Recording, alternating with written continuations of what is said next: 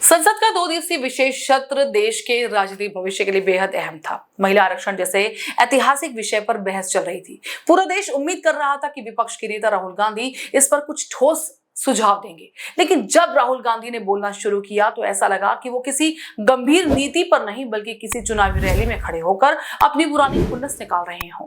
उनकी स्पीच में न तो बिल की बारीकियों पर कोई पकड़ दिखी, न ही भविष्य का कोई रोड मैप दिखा। इसके विपरीत राहुल ने इस मंच का इस्तेमाल प्रधानमंत्री पर निजी हमले करने और डरावनी कहानियां सुनाने के लिए किया।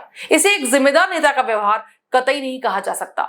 बहस का मुद्दा महिलाओं को सशक्त बनाना था, लेकिन राहुल गांधी ने इसे चुनावी नक्शा बदलने की साजिश करार दिया।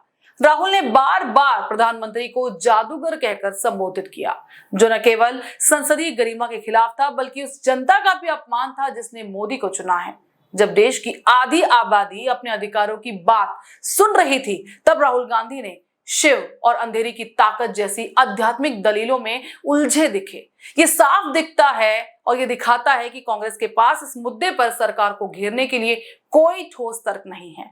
ये सुनकर रक्षा मंत्री राजनाथ सिंह को भी हस्तक्षेप करना पड़ा। राजनाथ सिंह ने दो टूक कहा कि देश के प्रधानमंत्री के लिए ऐसे शब्दों का इस्तेमाल अत्यंत दुर्भाग्यपूर्ण है। उन्होंने सही कहा कि यह सिर्फ पीएम का अपमान नहीं है बल्कि देश के करोड़ों लोगों के विवेक पर हमला है।